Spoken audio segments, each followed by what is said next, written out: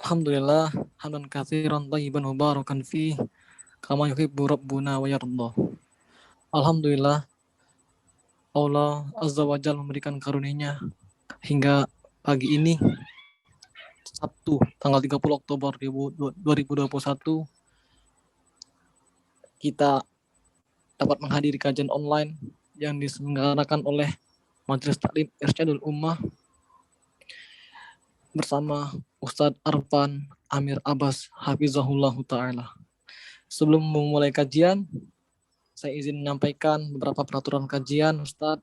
Yang pertama, mohon peserta untuk menonaktifkan kamera dan mic selama kajian berlangsung. Selanjutnya, ketika sesi pertanyaan nanti, dipersilakan untuk bertanya di kolom chat yang insya Allah akan saya bacakan. Semoga Allah Ta'ala meridhoi kita semua dalam menuntut ilmu syar'i. Amin. Allahumma amin. Selanjutnya, mari kita simak kajian tentang perkara sunnah dalam sholat yang akan disampaikan oleh Ustadz Arfan Amir Abbas. Pada Ustadz kami persilakan. Tafadhol Ustadz. Suara saya kedengaran jelas ya? Jelas Ustadz. Baik, kita mulai. Bismillahirrahmanirrahim. Assalamualaikum warahmatullahi wabarakatuh. Innal hamdalillah nahmaduhu wa nasta'inuhu wa nastaghfiruh wa na'udzu billahi min syururi anfusina wa min sayyiati a'malina. May yahdihillahu fala mudhillalah wa may yudlil fala hadiyalah. Wa asyhadu an la ilaha illallah wahdahu la syarikalah wa asyhadu anna Muhammadan 'abduhu wa rasuluhu la nabiyya ba'dah. Ya ayyuhalladzina amanu taqullaha haqqa tuqatih wa la tamutunna illa wa antum muslimun. Ya ayyuhan nasu taqu rabbakumul ladzi khalaqakum min nafsin wahidah wa khalaqa minha zawjaha wa batha minhuma rijalan katsiran wa nisaa'a wattaqullaha alladzi tasaaluna bihi wal arham innallaha kana 'alaikum raqiba. Ya ayyuhalladzina amanu taqullaha wa qulu qawlan sadida yuslih lakum a'malakum wa yaghfir lakum dhunubakum wa man yuti'illaha wa rasulahu faqad faza fawzan 'azima. Amma ba'du fa inna asdaqal hadithi kitabullah wa khairal hadi hadi Muhammadin sallallahu alaihi wasallam wa syarrul umuri muhdatsatuha fa inna kulla muhdatsatin bid'ah wa kulla bid'atin dhalalah wa kulla dhalalatin finnar. Para jamaah sekalian, ummahat dan akhwat yang dirahmati oleh Allah Subhanahu wa taala. Alhamdulillah, puji syukur kita panjatkan kehadirat Allah Subhanahu wa taala yang telah melimpahkan begitu banyak kenikmatannya kepada kita semuanya, sehingga sampai detik ini kita masih diberikan kemudahan untuk menjalani berbagai macam bentuk ketaatan kepadanya. Dan kita berharap kepada Allah Subhanahu wa taala, mudah-mudahan kita diberikan taufik untuk senantiasa bersyukur kepadanya atas segala nikmat yang telah dilimpahkan kepada kita. Kemudian salawat dan salam kita kirimkan kepada Nabi kita yang mulia Muhammad sallallahu alaihi wasallam, juga kepada para sahabatnya, kepada ahli baitnya, dan juga kepada seluruh umat yang mengikutinya sampai hari kiamat. Para jamaah sekalian yang dirahmati oleh Allah Subhanahu wa taala, kita masih membahas tentang sifatus salat. Sifat salat sebagaimana yang diajarkan oleh Nabi kita yang mulia Muhammad sallallahu alaihi wasallam. Karena di dalam salat ini, dan tentu ini juga berlaku untuk ibadah yang lainnya, kita dituntut untuk senantiasa mengikuti apa-apa yang telah dicontohkan oleh Rasulullah sallallahu alaihi wasallam. Dan lebih spesifiknya dalam masalah salat ini, Rasulullah SAW pernah bersabda, "Sallu kama ra'aitumuni usalli." Salatlah kalian sebagaimana kalian melihat aku salat. Sehingga kita dituntut untuk menyamai salat kita dengan salatnya Rasulullah SAW. Makanya kita telah membahas tentang bagaimana sifat salat Rasulullah SAW. Kemudian juga kita telah membahas tentang rukun-rukunnya dan wajib-wajibnya. Sehingga pada kesempatan yang berbahagia ini, insya Allah kita akan melanjutkan pembahasan kita, yaitu tentang perkara-perkara sunnah yang ada di dalam sholat. Para jamaah sekalian yang dirahmati Allah Subhanahu wa taala, perkara sunnah di dalam sholat ini ya perlu kita pahami dia terbagi menjadi dua. Ada perkara-perkara sunnah di dalam sholat yang sifatnya qauliyah, yaitu sebagai ucapan. Jadi ucapan-ucapan atau perkara-perkara yang kita ucapkan atau kita lafazkan di dalam sholat, maka itu yang dihukumi hukumnya sunnah. Apa saja poin-poinnya? Nanti insya Allah kita akan bahas. Dan kemudian yang kedua juga perkara-perkara sunnah di dalam sholat adalah al-fi'liyah. Ya, sunnahul fi'liyah yaitu perkara-perkara yang hukumnya sunnah dari perbuatan-perbuatan yang kita lakukan selama kita sholat. Ya ini penting kita ketahui walaupun ini perkara sunnah, ya, namun jika kita lakukan tentu berpahala. Ya, jika kita lakukan tentu berpahala walaupun kalau seandainya tidak kita lakukan tidak sampai membatalkan sholat kita. Namun tentu seorang muslim ya jika ingin dia mendapatkan pahala yang lebih besar maka tentu mengamalkan perkara-perkara yang hukumnya sunnah ini. Maka di sini disebutkan perkara-perkara sunnah apa saja yang ada di dalam sholat. Maka kita mulai dulu dari perkara-perkara qauliyah, yaitu sebagai ucapan atau lafaz-lafaz yang diucapkan ketika kita sholat yang itu hukumnya sunnah. Adapun yang wajib dan rukun sudah kita sampaikan pada pembahasan-pembahasan yang lalu. Kita lihat di poin pertama, ya ucapan yang disunnahkan untuk kita ucapkan di dalam sholat kita, yang pertama adalah doa ul istiftah. Ya, jadi kita urut nih dari mulai pertama kita salat sampai akhirnya nanti kita salam insya Allah, maka kita urut saja mana saja yang termasuk sunnah-sunnah sebagai sunnah ucapan di dalam salat. Yang pertama adalah doa ul istiftah atau boleh juga kita sebut dengan doa ul istiftah, ya. Al-istiftah atau al-istiftah, boleh dua-duanya istilah ini. Penulis mengatakan wa afdaluhu ma rawahu Abu Hurairah radhiyallahu anhu qala kana Rasulullah sallallahu alaihi wasallam idza kabbara fi sholati sakata hunaihatan qabla al-qira'ah. Faqultu ya Rasulullah bi abi anta wa ummi ara'aita sukutaka baina at-takbir wal qira'ah ma taqul? Qala aqulu Allahumma ba'id baini wa baina khataayaya kama ba'adta baina al-masyriqi wal maghrib.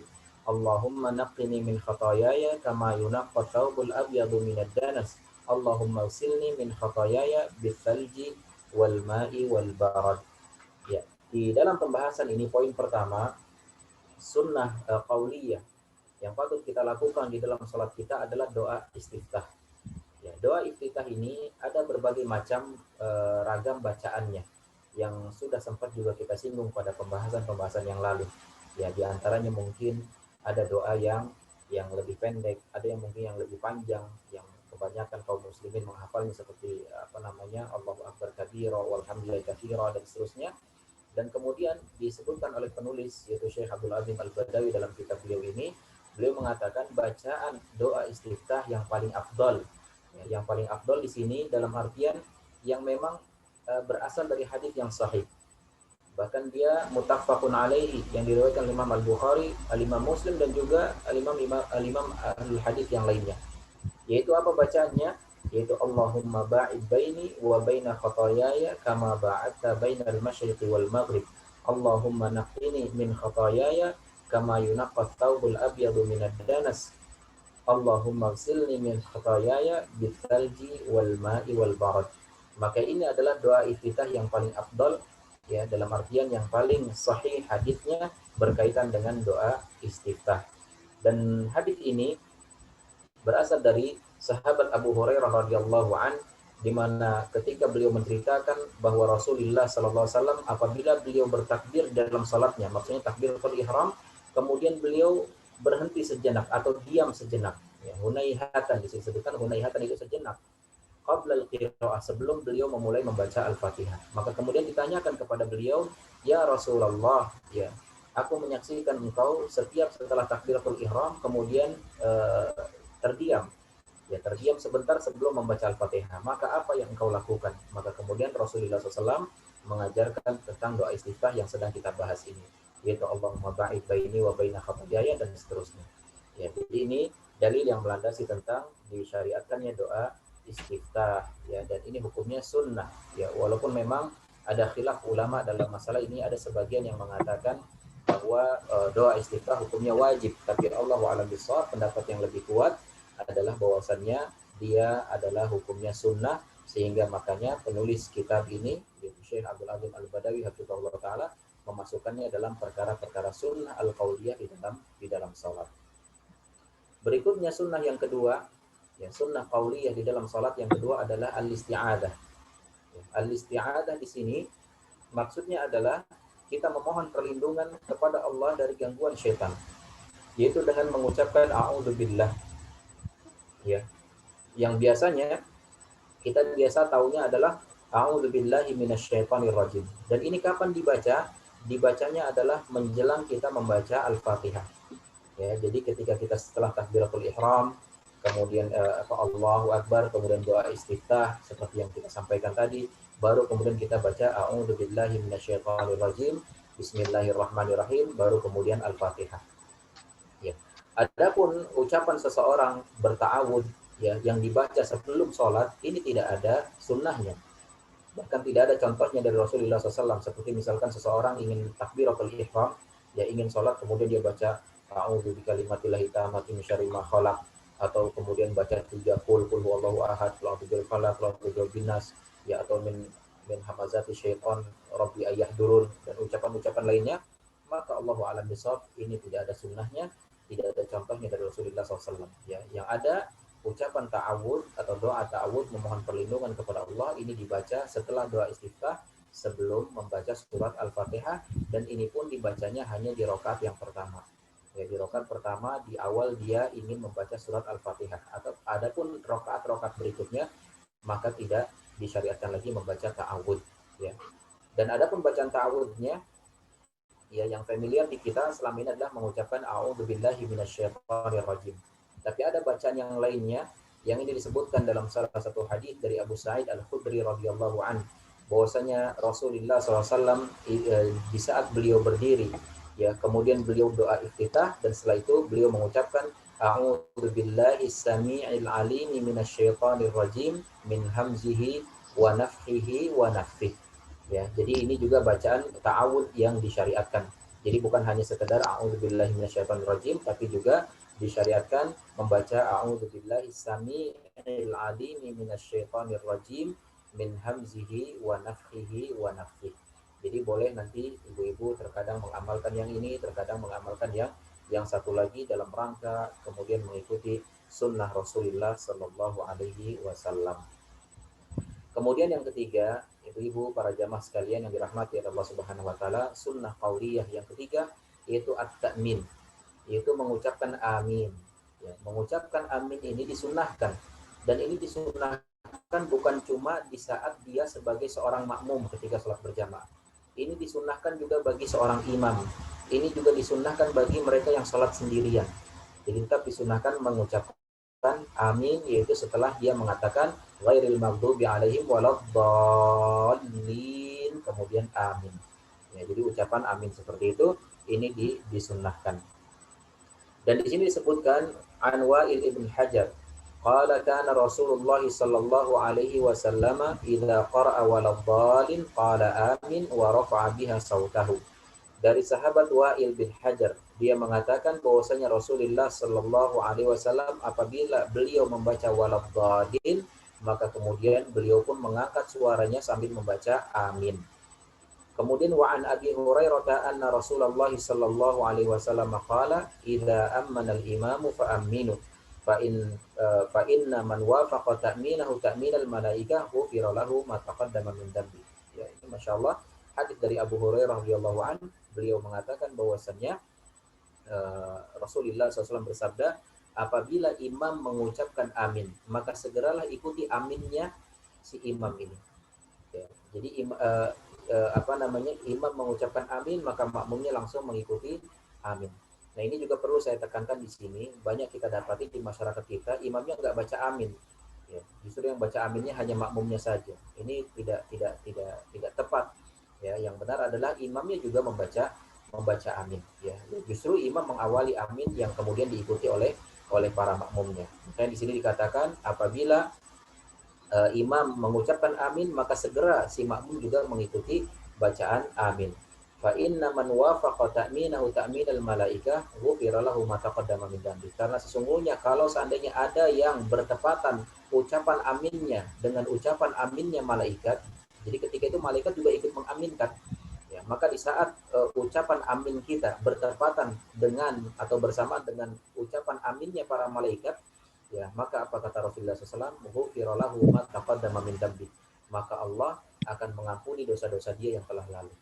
Jadi Masya Allah bisa diampuni dosa-dosa kita, ya, dengan kita mengucapkan amin, dengan syarat ucapan amin itu bersesuaian dengan ucapan malaikat. Kalau ditanya kapan ucapan malaikat, ya ucapan malaikat itu ya di saat mendengar imam mengucapkan amin, ya. Atau tepatnya bagaimana, ya tentu ini masalah gaib gitu. Yang penting kita segera mengikuti imam di saat imam mengucapkan amin, maka diharapkan itu bisa bertepatan dengan aminnya malaikat, sehingga kita termasuk golongan orang-orang yang dijanjikan oleh Rasulullah SAW akan diampuni dosa-dosanya yang telah lalu. Berikutnya para jamaah sekalian yang dirahmati Allah Subhanahu wa taala, ya, sunnah yang keempat, ya, dari sunnah-sunnah qauliyah di dalam salat adalah al-qiraah ba'dal Fatihah, yaitu membaca ayat setelah surat Al-Fatihah. Ya, jadi ketika kita salat, selesai kita baca surat Al-Fatihah, maka disunnahkan, sunnah hukumnya membaca ayat. Ya, membaca ayat-ayat yang kita mudah membacanya, ya. Faqra'u ma tayassara min, ya, maka bacalah dari apa yang mudah bagi kalian dari Al-Qur'an tersebut, ya. Dan di sini disebutkan dari Abu Qatadah radhiyallahu an, beliau mengatakan kana Nabiyyu sallallahu alaihi wasallam yaqra'u fi rak'ataini al-awwalaini min salati adh-dhuhri bi Fatihatil Kitabi wa surataini wa yutawwilu fil ula wa yufassiru fil thaniyah wa yusmi'ul aya ahyanan wa kana yaqra'u fil 'asri bi Fatihatil Kitab wa surataini wa kana yutawwilu fil rak'ah al-ula min salati subhi wa yufassiru fil thaniyah.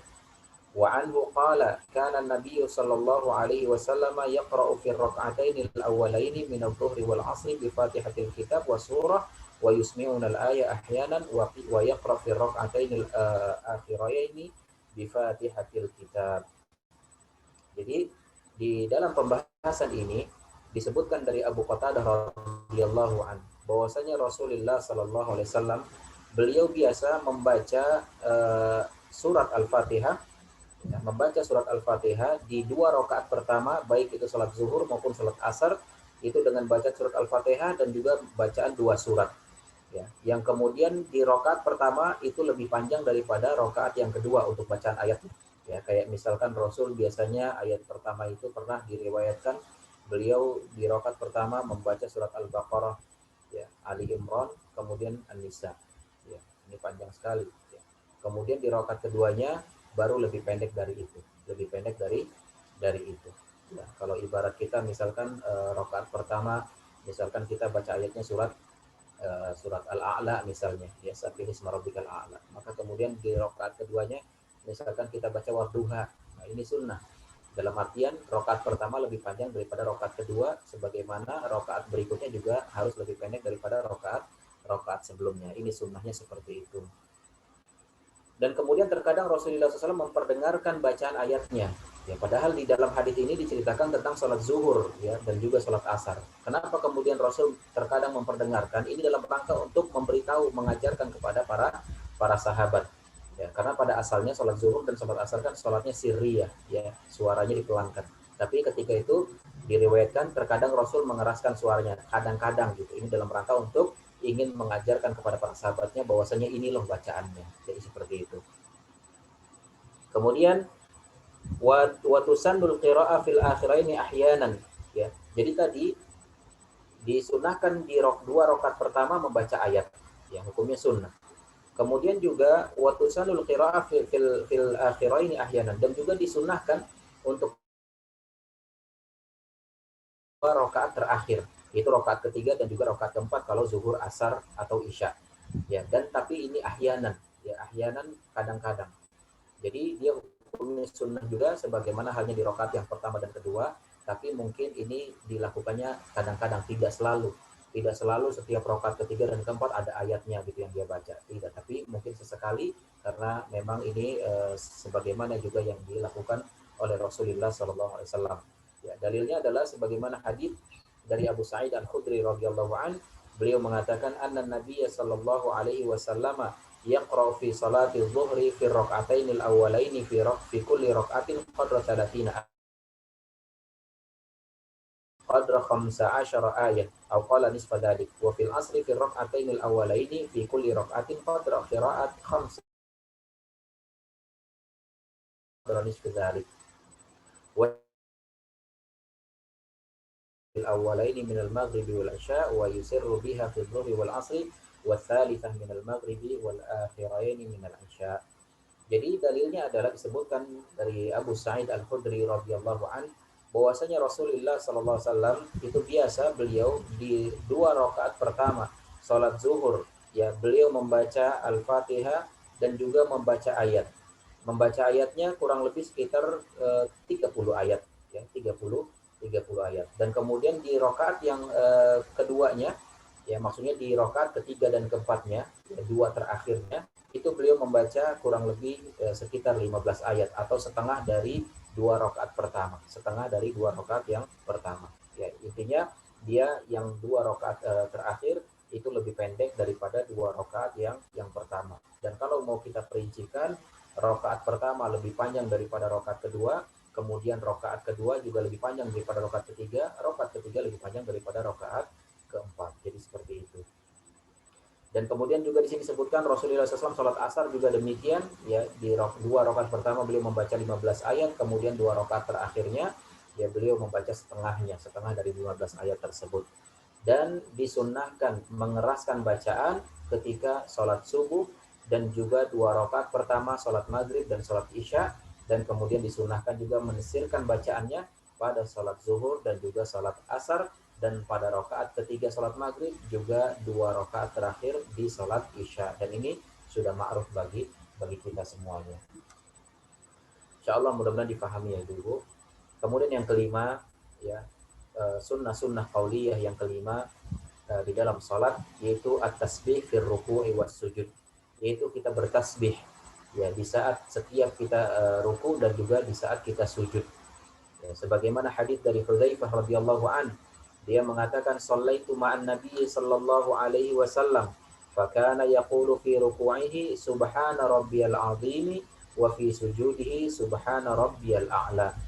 Wa an Utbah bin Amir qala kana Rasulullah sallallahu alaihi wasallam idza raka'a qala subhana rabbiyal azim wa bihamdi tsalatan wa idza sajada qala subhana rabbiyal a'la wa bihamdi tsalatan. Jadi di poin yang kelima ini dari sunnah-sunnah qauliyah di dalam salat adalah kita membaca tasbih di setiap kita ruku maupun sujud ya, atau bahasa lainnya bacaan ruku dan bacaan sujud ya, yaitu dengan mengucapkan kalau ruku subhana rabbiyal azim ya, atau ketika sujud subhana rabbiyal a'la ya. Bacaan seperti ini disebutkan dalam riwayat dari Abu Hudzaifah dari sahabat Hudzaifah ya, dari sahabat Hudzaifah, yaitu sampai subhana rabbiyal azim atau subhana rabbiyal a'la.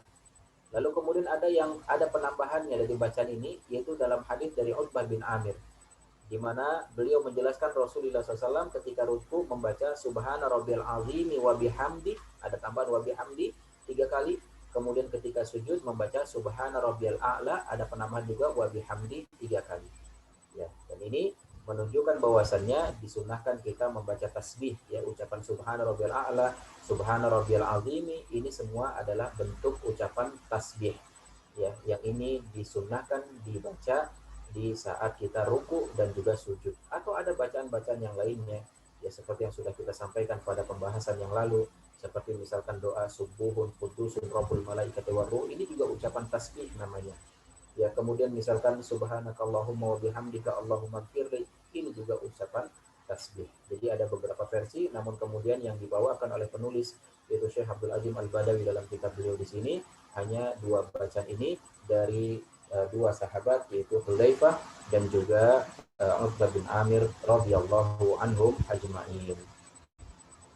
Kemudian yang keenam, ibu-ibu yang dirahmati oleh Allah Subhanahu wa taala, sunnah-sunnah qauliyah di dalam salat, yaitu az-ziyadatu fil i'tidali minar ruku'i ala qauli rabbana walakal hamdu bi ihda hadhihi ziyadat mil'us samawati wa mil'ul ardi wa ma bainahuma wa mil'u ma syi'ta min syai'in ba'du fa in syaa'a ittasara ala hadhihi ziyada wa in syaa'a atammaha bi qawlihi ahlu tsana'i wal majdi Ahaqqu ma qala al-'abdu wa kulluna laka 'abdun la mani'a lima a'taita wa la mu'tiya lima mana'ta wa la yanfa'u dzal jaddi minkal jaddu. Rabbana wa lakal hamdu hamdan katsiran thayyiban mubarakan 'alaihi kama yuhibbu rabbuna wa yarda.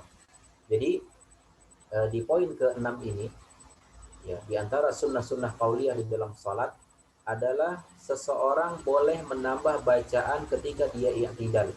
Ya, kemarin sudah kita sampaikan bahwasanya ketika seorang i'tidal maka dia membaca ya setelah sami Allahu liman hamidah kemudian membaca Rabbana walakal hamdu atau Rabbana lakal hamdu. Ketika seseorang mencukupkan ketika i'tidalnya dengan bacaan ini saja, maka sebenarnya tidak mengapa. Ya, tidak mengapa. Rabbana walakal hamdu. Sudah selesai sampai di situ kemudian dia langsung turun sujud, ini boleh. Tapi kalau dia mau menambah dengan bacaan yang lainnya, maka itu sunnah hukumnya.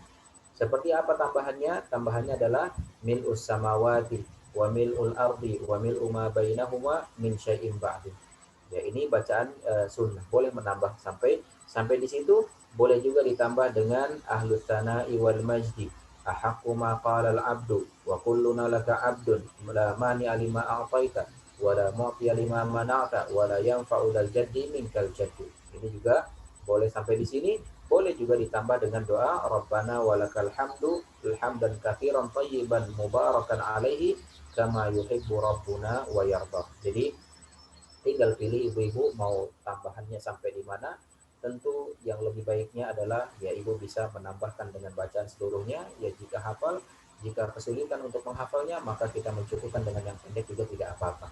Tapi tetap kita berusaha menghafal yang lebih panjangnya sehingga kemudian di dalam prakteknya kita terkadang mengamalkan yang ini dan terkadang mengamalkan yang satunya dalam rangka mengikuti sunnah Rasulullah Sallallahu Alaihi Wasallam. Kemudian poin yang ke-7, ad-du'a baina sajadataini, yaitu doa di antara dua sujud. Ini juga hukumnya sunnah. Ya, doa di antara dua sujud hukumnya sunnah. Nah, selama ini doa di antara dua sujud yang kita hafal adalah ya Rabbi firli warhamni wajburni warfa'ni warzuqni wahdini wa'afini wa'fu anni.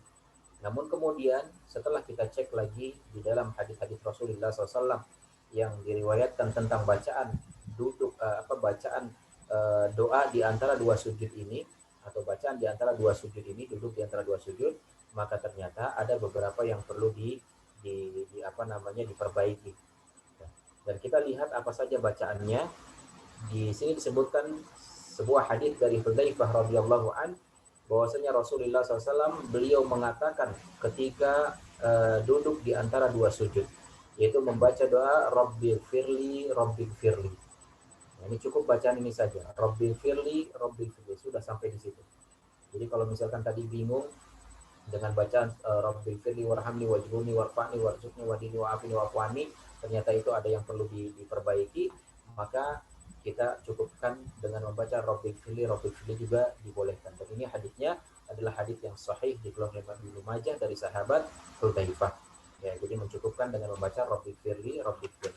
Atau kita membaca doanya seperti bacaan yang tadi kita hafal, yaitu Rabbil firli warhamni wajburni warfa'ni warzuqni wahdini wa'afini wa'fu anni, maka tapi perlu diperbaiki.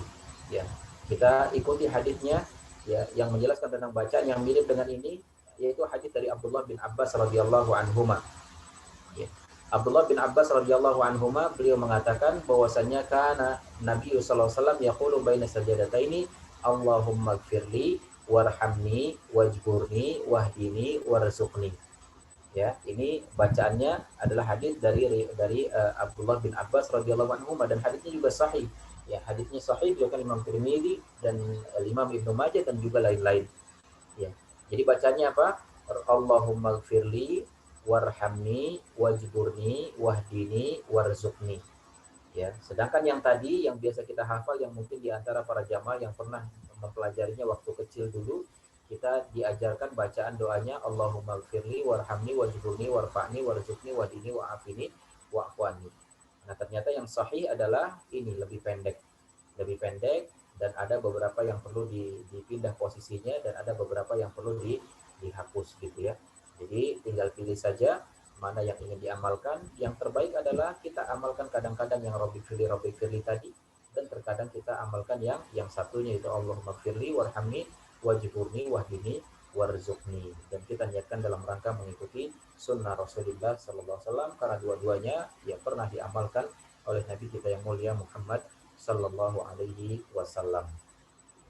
Berikutnya yang ke-8, as-salatu ala nabi sallallahu alaihi wasallam ba'da tasyahudil awal li fi'lihi sallallahu alaihi wasallam, yaitu kita membaca salawat, ya, salawat kepada Nabi setelah tasyahud awal, ya, setelah tasyahud awal.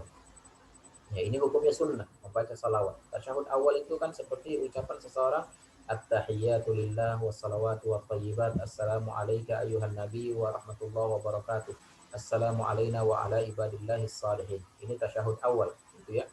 Namun kemudian disunnahkan kita membaca salawat kepada Nabi setelah tasyahud awal tersebut. Dalilnya adalah dari Aisyah.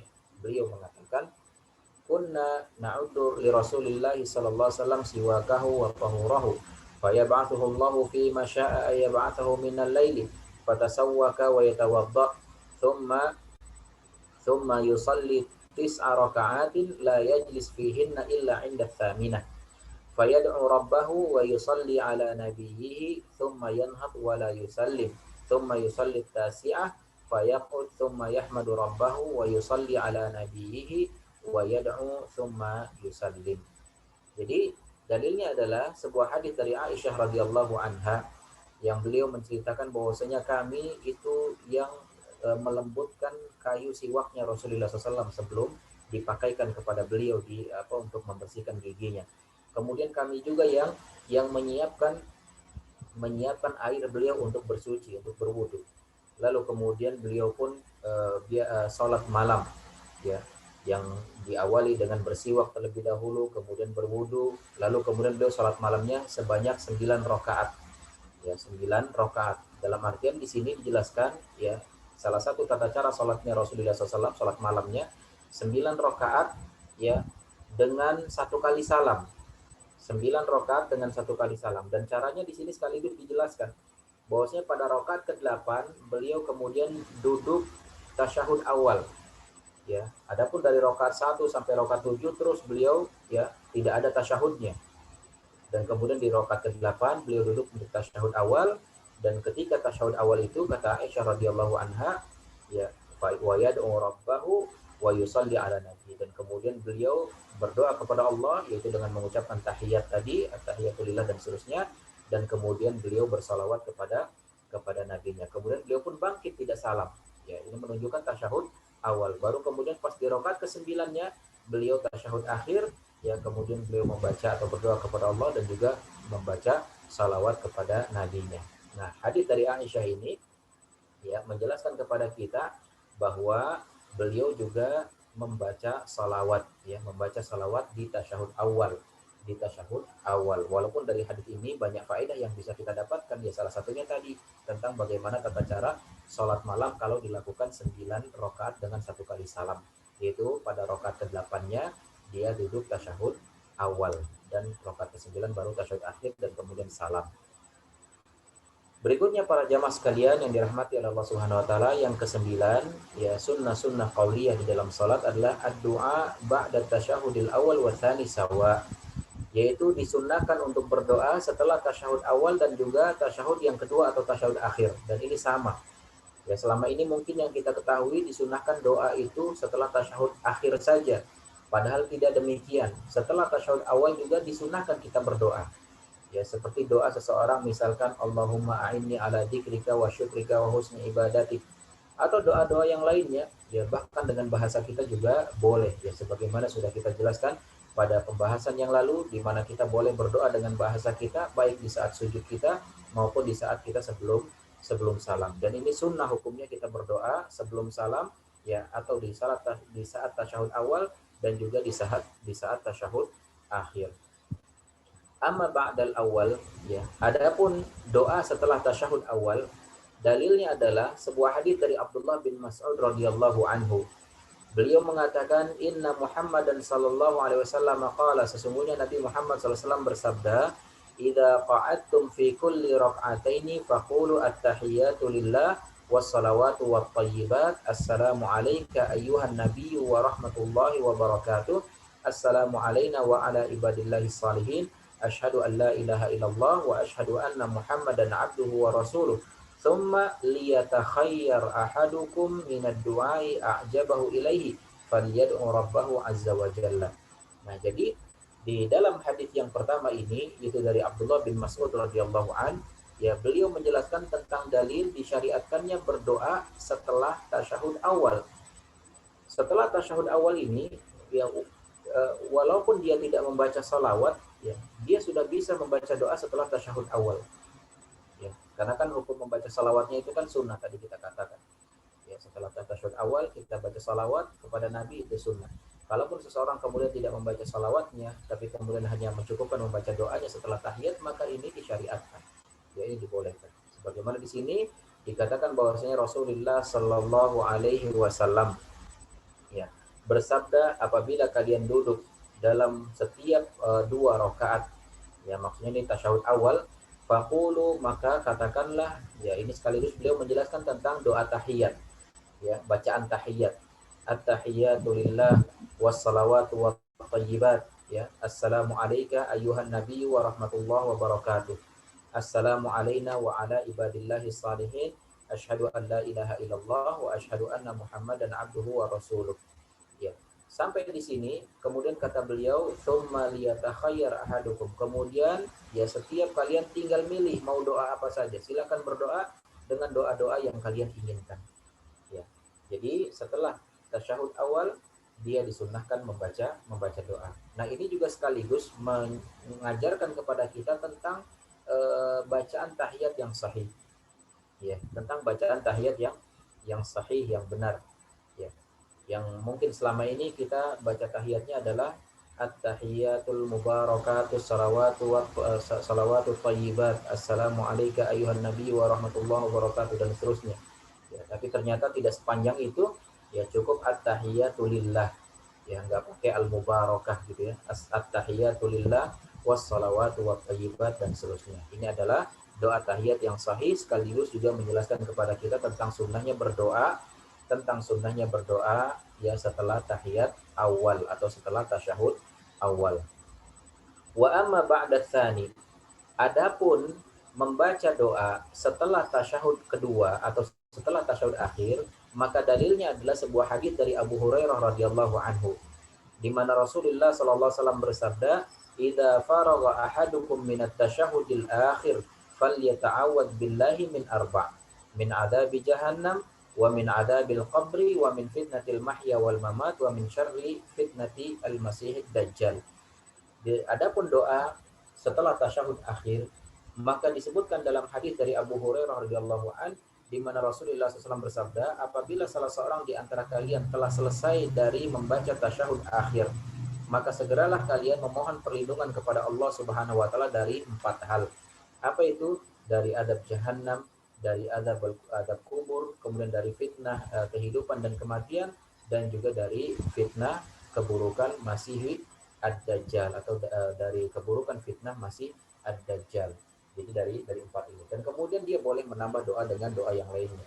Ya, intinya berdasarkan 2 hadis ini, yaitu hadis dari Abdullah bin Mas'ud radhiyallahu anhu dan juga hadis dari Abu Hurairah radhiyallahu anhu, menjelaskan kepada kita tentang disunnahkannya kita berdoa setelah tasyahud awal dan juga setelah tasyahud akhir.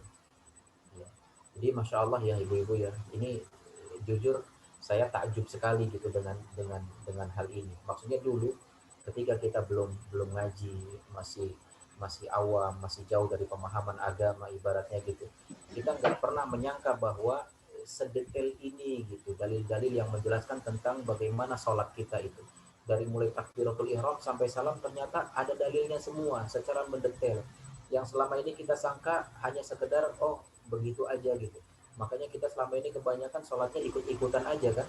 Yang kita lihat dari orang kebanyakan sholatnya begitu, kita ikuti. Kita lihat orang tua kita begitu, kita ikuti. Tanpa kita memahami atau bahkan tanpa kita menyadari bahwasanya oh semendetail ini loh dalilnya gitu kan. Nah ini Masya Allah luar biasanya agama Islam. Ya, bahwa segala sesuatu itu ada dalilnya. Ya, jangankan perkara sholat, bahkan perkara kita buang air saja ke WC apa segala macam itu ada dalilnya, ada petunjuknya, ya, ada arahannya gitu ya, ada ajarannya dari Nabi kita yang mulia Muhammad SAW. Inilah makanya agama Islam ini dikatakan sebagai agama yang sempurna, di mana Allah mengatakan al-yauma akmaltu lakum dinakum wa atmamtu alaikum ni'mati wa raditu lakumul Islam madinah. Jadi agama Islam itu adalah agama yang sempurna dan agama yang diterima oleh Allah Subhanahu wa taala. Berbahagialah kita semuanya ya yang beragama Islam, di mana kita benar-benar dibimbing dan dituntun oleh Allah dan Rasulnya. Kemudian yang ke-10, ya, yang ke-10 bagian dari sunnah-sunnah qauliyah di dalam salat adalah at-taslimatus tsaniyah, yaitu salam yang kedua, ya, mengucapkan salam yang kedua. Li'annahu sallallahu alaihi wasallam kana yusallim taslimataini kama jaa an Ibnu Mas'ud anna Nabiy sallallahu alaihi wasallam kana yusallim an yaminihi wa an yasarihi assalamu alaikum warahmatullah wassalamu alaikum warahmatullah hatta yura bayadu khaddihi wa rubbama iqtasara ala taslimatin wahidah kama jaa an Aisyah anna Nabiy sallallahu alaihi wasallam kana yusallim fi sholati taslimatan wahidatan tilqa'a wajhihi yamilu ila syaqqil ayman syai'an. Jadi mengucapkan salam yang kedua di saat sholat ini hukumnya sunnah. Ya, adapun yang pertama itu hukumnya wajib, gitu ya. Jadi maksudnya rentetan hukum dari perkara ini adalah jika misalkan terjadi ada seseorang ketika sholat baru salam pertama nih, baru salam pertama ke kanan, kemudian qadarullah dia batal misalkan buang angin. Ya, maka sholatnya sah atau tidak? Kita katakan sah sholatnya. Kenapa? Karena dia sudah salam pertama, walaupun belum salam yang kedua, gitu ya. Karena di saat dengan dia salam pertama ke kanan, itu dia sudah dianggap keluar dari sholat. Makanya kalaupun setelah itu dia batal, sebelum salam yang kedua, maka dia tetap dianggap sah sholatnya. Adapun salam yang kedua hukumnya sunnah, sebagaimana disebutkan di dalam hadis ini. Karena Rasulullah SAW ya biasa ya salamnya 2 kali, yang pertama ke kanan, kemudian yang ke kiri. Dan pernah juga terkadang Rasulullah SAW salamnya 1 kali ke kanan saja, sebagaimana disebutkan dalam hadis dari Aisyah radhiyallahu anha, bahwasanya beliau pernah menyaksikan Rasulullah SAW salam 1 kali ketika sholatnya, yaitu ke arah kanan.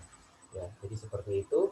Dan inilah dia para jamaah sekalian yang dirahmati oleh Allah Subhanahu wa taala, tentang sunnah-sunnah qauliyah, sunnah-sunnah yang dari ucapan yang kita lakukan di dalam sholat kita, yang tentu kita ya, berusaha semaksimal mungkin untuk tetap menjalani sunnah-sunnah ini di dalam sholat kita, ya, agar kita bisa dapat pahala yang lebih besar dari Allah Subhanahu wa taala. Walaupun seandainya kita meninggalkan atau tidak mengamalkan sebagian dari sunnah-sunnah ini, walaupun memang tidak berpengaruh kepada sholat dia, tetap sholatnya dianggap sah, namun tentu kita pengen dapat pahala yang lebih banyak, ya, karena mudah-mudahan ya, kita tidak tahu dari amalan-amalan mana yang kemudian diterima oleh Allah Subhanahu wa taala.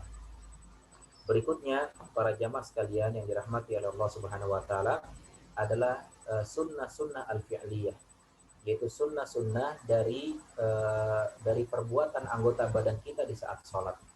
Apa saja itu? Yang pertama adalah raf'ul yadaini 'inda takbiratil ihram, wa 'inda ruku'i war raf'i minhu, wa 'inda al-qiyami min at-tasyahhudil awwal.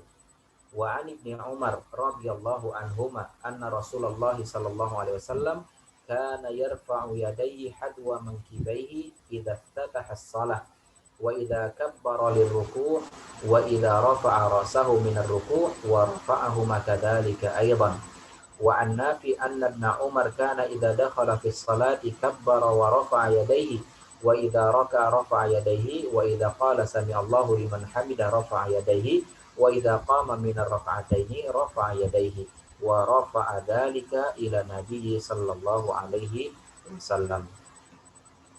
Jadi di dalam hadis yang mulia dari sahabat Abdullah bin Umar radhiyallahu an menjelaskan bahwasannya bagian dari sunnah fi'liyah di dalam salat adalah mengangkat kedua tangan ya, dalam 4 kondisi ya, ketika salat. Yang pertama adalah di saat takbiratul ihram ya, kita mengangkat kedua tangan kita. Ketika takbiratul ihram, Allahu Akbar.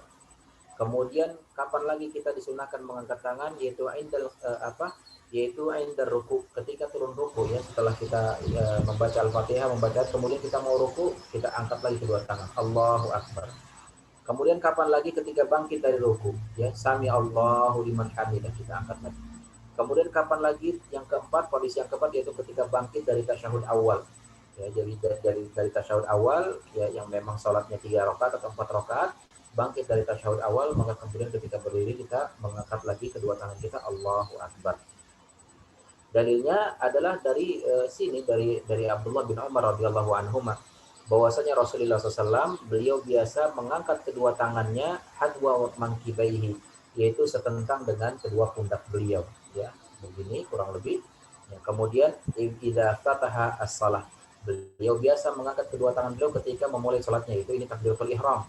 Kemudian wa idza kabbara liruku, dan juga ketika beliau bertakbir untuk ruku ya, seperti yang kita katakan tadi. Kemudian rafa ra'sahu min ruku, kemudian bangkit dari ruku yaitu i'tidal, dan kemudian ya di saat kemudian bangkit dari tasyahud awal. Kemudian hadis dari Nafi radhiyallahu an, beliau juga menceritakan bahwasanya Abdullah bin Umar radhiyallahu anhuma apabila beliau masuk ke dalam salat ya, maksudnya memulai salat, maka kemudian Abdullah bin Umar mengatakan melakukan atau mengangkat kedua tangannya ketika takbiratul ihram, mengangkat kedua tangannya ketika ruku, mengangkat tangannya kedua tangannya ketika i'tidal, kemudian mengangkat kedua tangannya ketika bangkit dari tasyahud awal. Dan kemudian Abdullah bin Umar pun mengatakan bahwasanya apa yang saya lakukan ini adalah sebagaimana apa yang dilakukan oleh Nabi yang mulia Muhammad sallallahu alaihi wasallam. Wa yusannu raf'uhuma ahyanan inda kulli khafdin wa raf'in, li hadithi Malik ibn al-Huwairid annahu ra'a an-nabiyya sallallahu alaihi wasallam rafa'a yadayhi fi salatihi wa idza raka'a wa idza rafa'a ra'sahu min ar-ruku' wa idza sajada wa idza rafa'a ra'sahu min as-sujud hatta yuhada bihima furu'a udunaihi.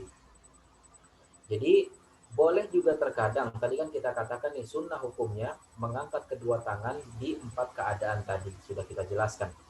Namun kemudian disunahkan juga kadang-kadang, ya bukan sering, tidak sesering di 4 keadaan tadi. Tapi ini kadang-kadang ya kita juga disunahkan untuk mengangkat kedua tangan kita di setiap gerakan kita, baik itu kita mau bangkit ataupun mau turun. Jadi tadi takbiratul ihram, Allahu Akbar, angkat tangan. Kemudian mau ruku, Allahu Akbar, angkat tangan. Mau bangkit dari ruku, Sami Allahu liman hamidah, angkat tangan juga. Mau sujud kita juga angkat tangan, Allahu Akbar. Nah, ketika bangkit dari sujud mau duduk kan, Allahu Akbar, angkat tangan juga. Kemudian mau sujud lagi, Allahu Akbar. Dan begitu seterusnya dalam setiap perpindahan gerakan, baik merunduk, turun, atau bangkit. Ini disunahkan ya, juga kita mengangkat kedua tangan, tapi ini dilakukan terkadang, ya kadang-kadang, dan tidak sesering yang dilakukan di 4 kondisi tadi. Dan dalil yang menjelaskan tentang disyariatkannya atau disunahkannya mengangkat kedua tangan ini kadang-kadang di setiap gerakan dia, baik bangkit maupun turunnya, ini disebutkan ya dalam sebuah hadis dari Malik ibn Huwairid ya, dan hadis ini derajatnya hadis yang sahih yang dikeluarkan oleh Imam At-Tirmidzi dan juga Imam An-Nasai dan lain-lain. Kemudian yang kedua, para jamaah sekalian yang dirahmati Allah Subhanahu wa taala, sunnah al-fi'liyah di dalam salat. Yang kedua adalah wad'ul yamin 'ala shimali fawqa sadri, yaitu meletakkan tangan kanan di atas tangan kiri dan meletakkan keduanya di atas dada. Ya, meletakkan keduanya di atas dada. Ya. Jadi seperti ini. Ya. Meletakkan kedua tangan. Ya, kita lihat di sini biar kelihatan. Ya. Ya, meletakkan kedua tangan kanan di atas tangan kiri dan diletakkan keduanya di atas dada, atau sambil menggenggam pergelangannya atau meletakkannya di atas lengannya seperti ini. Ya, jadi boleh. Yang jelas dia meletakkan tangan kanannya di atas tangan kiri dan meletakkan keduanya di atas dada. Dari Sahal bin Sa'ad qala kana an-nasu yu'maruna ayyadha ar-rajul al-yada al-yumna ala dhira'ihi al-yusra fi shalah. Qala Abu Hazim la a'lamu illa yanmi dzalika ila Nabi sallallahu alaihi wasallam. Ya, dari Sahal bin Sa'ad ya beliau mengatakan bahwasanya orang-orang diperintahkan ya untuk meletakkan tangan kanannya di atas tangan kirinya, atau lengan tangan kanannya diletakkan di atas lengan tangan kirinya di dalam sholat. Kemudian Abu Hazim mengatakan saya tidak mengetahui hal itu, melainkan itu berasal dari Rasulullah Shallallahu Alaihi Wasallam. Ini baru meletakkan kanan di atas kiri ya, belum meletakkan di atas dada. Ini dalil yang pertama. Dalil yang kedua adalah wa an Wa'il ibn Hajar qala Sallaitu ma'a Rasulillahi sallallahu alaihi wasallam wa wada'a yadahu yumna ala yadihi yusra ala sadri. Kemudian dari Wa'il bin Hajar dia mengatakan aku pernah sholat bersama Rasulullah SAW, maka kemudian aku saksikan bahwa Rasul meletakkan tangan kanannya di atas tangan kirinya dan meletakkan keduanya di atas dadanya.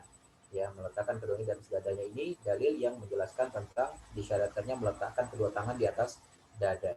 Dan hadis ini ya disahihkan oleh oleh Al-Imam Syekh Albani rahimahullahu taala dan juga diriwayatkan Imam Huzaimah. Namun para jamaah sekalian yang dirahmati Allah Subhanahu wa taala, hadis ini ya terkait tentang meletakkan kedua tangan di atas dada, ya banyak ulama lain pun yang menganggapnya hadisnya dhaif ya, walaupun ini disahihkan oleh Syekh Albani rahimahullahu taala. Namun Allahu a'lam bishawab, ya hadis yang menjelaskan hal ini kebanyakan ulama ya menjelaskan bahwasanya hadisnya dhaif.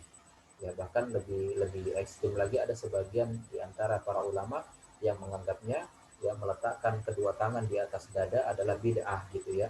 Tapi ya Allahu a'lam bishawab apakah sampai derajat bid'ah atau tidak, tapi yang jelas hadis yang menjelaskan meletakkan kedua tangannya di atas dada ini adalah hadis yang baik. Sehingga bagaimana Ustaz? Ya bebaslah gitu kan. Sebenarnya tidak harus di atas dada, ya boleh misalkan di atas perut ya, atau mungkin di atas sedikit dari itu atau di bawah sedikit dari itu. Allahu a'lam bishawab. Itu yang saya pahami saat ini.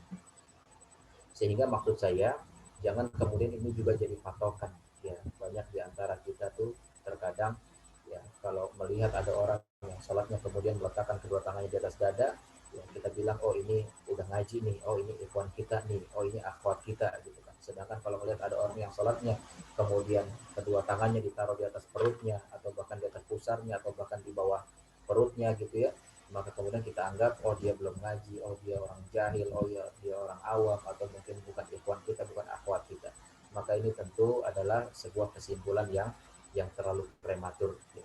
Bahkan kalau kita saksikan ya para ulama ya, bahkan yang saya saksikan sendiri, guru-guru kita baik di Yaman maupun di Arab Saudi, bahkan imam-imam Masjidil Haram, kita saksikan kebanyakan mereka ya ketika sholat tangannya meletakkan di perut gitu, atau bahkan agak ke bawah sedikit ya. Jadi seperti itu, Allahu a'lam bishawab. Tetapi tentu bukan berarti kemudian kita mencela satu sama lain ya, yang mereka meletakkan kedua tangannya di atas dada kita celak, enggak ya, karena ini juga ada salafnya, dalilnya juga kuat dan disahihkan hadisnya oleh Syekh Albani rahimahullah, ahli hadis di zaman ini ya. Kemudian mereka yang menganggap ini adalah hadis dhaif juga ada salafnya ya.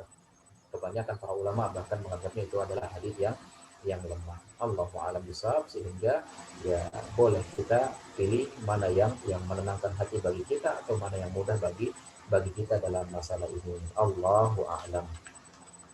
Berikutnya para jamaah sekalian yang dirahmati oleh Allah Subhanahu wa taala, yang ketiga yaitu perkara-perkara yang disunnahkan ya dari perbuatan yang kita lakukan di dalam salat adalah an-nazar ila maudhi'is sujud, yaitu melihat ke tempat sujud ya, melihat ke tempat sujud ya. Hadisnya adalah dari Aisyah radhiyallahu anha, dia mengatakan lamma dakhala Rasulullah sallallahu alaihi wasallam al-Ka'bah ma khallafa basarahu mawdi'a sujudihi hatta kharaja minha. Dari Aisyah radhiyallahu anha, beliau mengatakan ketika Rasulullah SAW masuk ke dalam Ka'bah, maka beliau tidak pernah memalingkan pandangannya ya, atau tidak pernah memindahkan pandangannya dari tempat sujudnya. Dalam artian Rasul selalu melihat ke tempat sujud. Ini berdasarkan hadis dari Aisyah radhiyallahu anha. Namun ya para ulama menjelaskan bahwasanya ini tidak sebuah keharusan ya, di dalam sholat harus melihat ke tempat sujud terus, tidak ya. Tetapi memang kalau memang dia bisa mendapatkan khusyuk dengan melihat ke tempat sujud, maka ini yang lebih afdolnya. Tapi tetap di dalam selama sholat kita nggak bisa selalu melihat ke tempat sujud. Seperti contohnya misalkan ketika kita dalam kondisi ruku. Ya, dalam kondisi ruku nggak mungkin kita bisa sambil melihat ke tempat sujud. Karena kalau kita sambil melihat ke tempat sujud di saat ruku, maka yang ada kepala kita jadi mendongak gitu kan, sehingga kemudian kita tidak sesuai rukunya seperti yang dicontohkan oleh Rasulullah Shallallahu Alaihi Wasallam. Ya, sehingga di dalam hal ini para ulama mengatakan ya kita melihat ke arah mana yang mungkin itu mudah bagi kita untuk mendatangkan kehusyuan. Yang penting jangan sampai melihat ke belakang, kanan kiri atau ke atas gitu ya. Tapi kita yang melihat mungkin ke depan juga boleh. Dan ini juga seperti yang banyak para sahabat juga lakukan itu. Sehingga para sahabat bisa menyaksikan bagaimana sholatnya Rasulullah SAW, sampai bisa melihat gerakan jenggotnya Rasulullah SAW ketika sholat, bisa melihat gerakan ruku, gerakan berdirinya, gerakan sujudnya. Ya ini kan dilakukan karena mereka tidak selalu melihat ke tempat sujud gitu kan. Mereka melihat kepada Rasulullah Sallallahu Alaihi Wasallam. Sehingga kesimpulannya afdol kalau memang dia selalu melihat ke tempat sujud walaupun tidak sampai dari awal sampai selesai sholatnya. Tapi kalau seandainya dia tidak melihat ke tempat sujud terus juga, maka ini insya Allah tidak mengapa, dibolehkan. Yang penting bagaimana caranya supaya itu bisa mendatangkan kehusyuan bagi dia. Allahu a'lam bishawab. Yang keempat, ayyaf'ala fi ruku'ihi ma tadammanatu hadhil ahadits minal hayat. Yaitu sunnah berikutnya dari sunnah fi'liyah di dalam salat adalah hendaklah dia melakukan hal-hal berikut ini ketika ruku. Yaitu apa? Yaitu sebagaimana disebutkan dalam hadits Aisyah radhiyallahu anha, beliau mengatakan kana Rasulullah sallallahu alaihi wasallam idza raka'a lam yushkhis ra'sahu wa lam yusawwibhu walakin baina dzalika. Jadi di saat ruku, maka disunahkan kita sifat rukunya seperti sifat ruku yang dijelaskan oleh Aisyah radhiyallahu anha ini, yaitu sifat rukunya Rasulullah SAW. Bagaimana sifat rukunya Rasulullah SAW? Aisyah mengatakan Rasul ketika ruku itu beliau tidak meninggikan kepalanya. Jadi ketika ruku kepalanya nggak ngedengak gini, ya, tapi lurus. Walam yusawwibhu, dan juga Rasul tidak merendahkan kepalanya. Jadi maksudnya ketika ruku Rasul kepalanya nggak ngedongak, nggak juga terlalu nunduk gini gitu kan. Ya. Jadi kalau bisa kita ibaratkan ketika ruku Rasul itu pandangannya nggak ngelihat ke tempat sujud. Kalau ngelihat ke tempat sujud otomatis kepalanya ngedongak. Dan juga Rasul ketika sujud pandangannya nggak melihat ke kakinya. Karena kalau pandangannya melihat ke kakinya otomatis kepalanya akan menunduk gitu ya. Jadi di sini bagaimana rukunya Rasul? Walakin baina dzalika kata Aisyah. Tapi di antara itu. Jadi tidak mendongakkan kepalanya, tidak juga menundukkan kepalanya. Jadi antara itu berarti lurus kepalanya. Jadi bagian kepala belakangnya lurus dengan punggungnya. Wa an Abi Humaid fi wasfihi li salatin Nabi sallallahu alaihi wasallam qala wa idza raka amkana yadayhi min ar-rukbataini thumma hasara dhahrahu. Wa an Wa'il ibn Hajar anna Nabi sallallahu alaihi wasallam kana idza raka farraja asabi'ah. Wa an Abi Humaid anna Rasulullah sallallahu alaihi wasallam raka'a fa wada'a yadayhi ala rukbatayhi ka'annahu qabidun 'alaihima wa wattara yadayhi fanahahuma an janbihi. Jadi di sini juga disebutkan selain tadi kepalanya tidak terlalu ngodang dan juga tidak terlalu rendah, maka kemudian juga di dalam hadis lain dijelaskan bahwasanya Rasulullah SAW ketika beliau ruku itu beliau menggenggam kedua lututnya dengan kedua tangannya. Ya, jadi kedua lututnya itu digenggam seperti ini, digenggam seperti ini, digenggam seperti ini. Dan kemudian punggungnya dan pinggangnya itu lurus, ya. Kemudian jari jemarinya itu direnggangkan, ya, jari jemarinya direnggangkan. Jadi kita ibaratkan ini lutut, kemudian dia menggenggamnya begini sambil jari-jarinya dibuka. Ya. Jadi seperti itu kurang lebih sifat rukunya Rasulullah SAW, dan kita mengikuti sifat rukunya Rasulullah SAW yang demikian. Ini hukumnya sunnah. Kemudian lengan tangan kita itu berjauhan dari rusuk kita, ya. Jadi diberi jarak dari rusuk kita. Ininya juga sunnah. Namun tentu diperhatikan juga kondisi di saat misalkan kita di dalam saf, ya. Tentu juga tidak seperti itu. Itu berlaku kalau kita sebagai imam bagi laki-laki atau sholat sendirian. Tapi kalau di dalam saf maka kita berlunak-lunak tangan kita dengan saudara kita di sebelah kanan dan kiri kita. Berikutnya yang kelima, taqdimul yadaini ala rukbataini fi sujud, yaitu mendahulukan kedua tangan daripada kedua lutut ketika sujud. Ya, jadi ketika kita turun sujud, ya, habis sami Allahu liman hamidah, kemudian kita turun sujud Allahu Akbar, maka sunnahnya disebutkan oleh penulis ini adalah mendahulukan kedua tangannya sebelum kakinya. Ya, karena berdasarkan hadis apa tadi, idza sajada ahadukum fala yabruk kama yabrukul ba'ir wal yadha yadayhi qabla rukbatayhi. Apabila salah seorang ingin turun sujud, maka janganlah turun sujud seperti seekor unta yang menderum gitu kan. Jadi di sini dikatakan ya hendaklah kita mendahulukan tangan dulu, karena kalau unta itu menderumnya kaki dulu, maka kita untuk menyelisihi unta maka tangan dulu. Namun pembahasan ini sebagaimana pernah kita sampaikan juga, ini adalah perkara yang khilaf di antara para ulama, apakah tangan dulu atau kaki dulu.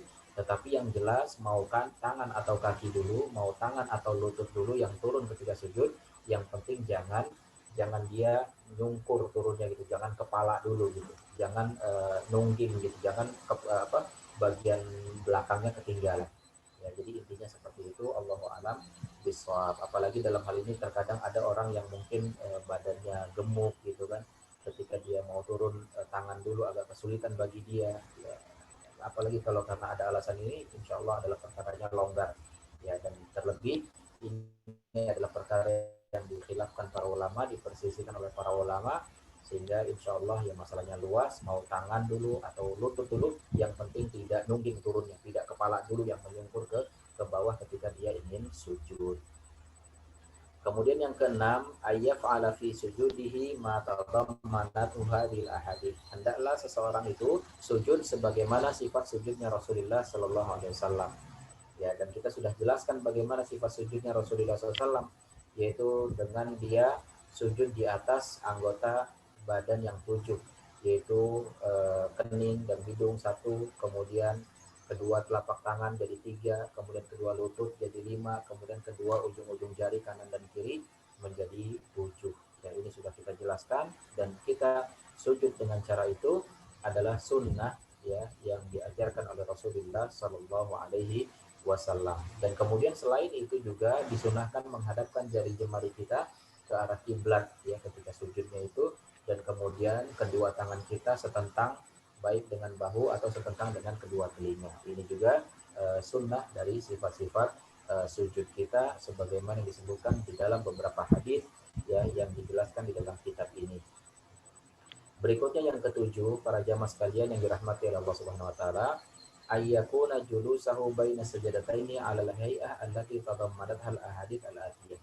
Berikutnya juga disunnahkan kita sujud di antara dua sujud sebagaimana sifat duduk di antara dua sujudnya Rasulullah SAW, yaitu dengan cara duduk iftirash. Ya, duduk di antara dua sujud, duduknya iftirash, yaitu kita duduk di atas telapak kaki kiri kita dengan menegakkan telapak kaki kanan. Ya, ini duduk iftirash, dan ini juga sudah pernah kita jelaskan. Dan kemudian boleh juga kita duduknya dengan duduk ik'a. Ya, duduk ik'a itu kita duduknya di tumit, di kedua tumit kaki kita ya, dengan kemudian menegakkan kaki kita atau telapak kaki kita ditegakkan ya.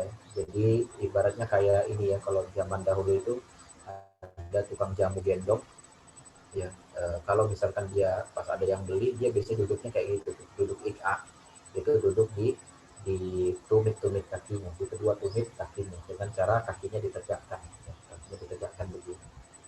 Jadi kayak gitu. Insya Allah udah tergambar ya. Kemudian yang kedelapan, alla yanhat minas sujudi hatta yastawi jalisan. Sunnah berikutnya adalah hendaklah dia tidak bangkit dari sujud kecuali dia dahului dengan duduk dulu sebentar. Ya, ini yang disebut dengan duduk istirahat, ya, duduk istirahat sebentar. Jadi mau rakaat keberapapun. Jadi misalkan kita baru rakaat pertama nih, ya, yang setelah sujud yang kedua di rakaat pertama kan seharusnya kita langsung berdiri. Nah, ini disunahkan kita duduk dulu sebentar. Ya, beberapa detik, sedetik, 2 detik, 3 detik gitu kan, duduk sebentar lalu kemudian baru bangkit lagi. Begitu juga ya di rakaat misalkan bangkit dari rakaat kedua ke rakaat ketiga atau rakaat ketiga keempat, dan begitu seterusnya disunahkan kita duduk dulu sebentar. Sebagaimana ini dijelaskan dalam hadis dari Abu Qilabah ya, dari Malik bin Huwairits al-Laitsi rahimahumullahu jami'an. Yang kesembilan, ayya'tamida 'alal ardi idza qama min raf'ah, yaitu kita bertumpu ya ketika bangkit dari sujud, ya kita bertumpu ya dengan tangan, ya. Bisa bertumpu dengan tangan, bisa juga dengan lututnya.